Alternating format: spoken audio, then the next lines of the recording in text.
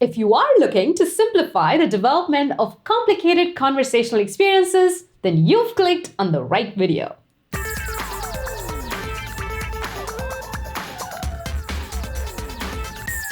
I'm Priyanka Vergadia, and in this episode of Deconstructing Chatbots, I will share with you how Dialogflow CX simplifies and accelerates the creation of enterprise-level conversational experiences. Let's say Pugs is a huge e-commerce company that sells shoes for our furry friends. Customer service is critical for their business, obviously, because furry friends bark sometimes. When they started 3 years ago, the company was small, their product options were limited, and their customer service did not require too many complicated twists and turns in the conversation. And the one developer and Dialogflow Essentials was enough to handle the demand of a fairly simple conversational flow. But this year, their business has grown exponentially, with more products, customers, and a bigger team, which has led to an evolution of their customer service. Their customers now have complex conversations, which drove them towards a platform that can simplify the process of developing a conversational experience. That's where Dialogflow CX comes in. Dialogflow CX makes it easy for not just the developers, but also the conversational designers and contact center managers to build the conversational flows.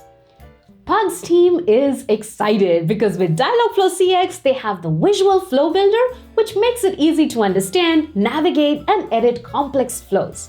It is optimized for large enterprise use cases, allowing multiple different flows within a single virtual agent. Think of flows as a reusable way to contain and control a specific part of the conversation, such as user authentication or payment processing. If you're familiar with mega agents and sub-agent concept in Dialogflow Essentials, flows serve a very similar purpose. They can be reused anywhere in the agent. So if Pugs has different teams managing orders and returns, they can effectively work together by calling each other's flows while having full control of their own flow. They even have versioning and environment capabilities at the flow level, which facilitates each team to work on their flows at their own pace. The state-based data model in Dialogflow CX allows them to easily reuse intents, entities, and webhooks. They can also intuitively define transitions and handle deviations from the main topic. With the native IVR settings, they can easily convert an agent into an IVR and integrate with their telephony partners. And access to an advanced analytics dashboard provides easy assessment of the model performance to better serve their users. Now that we have a basic understanding, let's take a little tour of the Dialogflow CX console. Once we are in, we see the project and the agent that we are working with. We can also have multiple agents within one project. The graph in the center shows a visual representation of the selected conversational flow similar to a state machine diagram. Using this graph setting button, we can zoom in and out of the flow and change orientation as needed. I have this very simple agent that has one flow. We see all the transitions here. Then I have this other agent that has multiple flows branching out from the default start flow. If I select one of these flows, I see the graph for that flow. The first node of the graph, called start, is the start page of the flow. And these connecting lines from one node to another represent possible transitions.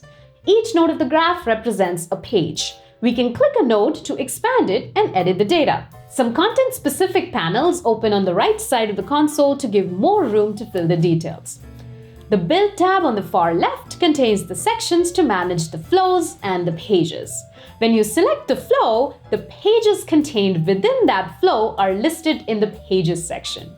The Manage tab contains resources and tools available to the agent, such as intents, entity types, webhooks, deployment options, and more. We will look at all this in details in the upcoming episodes. This indicator shows the status of the tasks like training. The Agent Settings button opens the Agent Settings panel where we can modify the agent name, machine learning, IVR settings, languages we want to support, and more such things. And on the far right, we have the simulator, which helps us test our agent as we're designing it. Notice that here we can choose the environment we want to test in and even select the specific flow we are testing. Especially useful for Pugs where different teams manage each flow. Alright, so that was a quick introduction of Dialogflow CX with a little tour of the console. We saw how it helps simplify the development of complicated conversational experiences.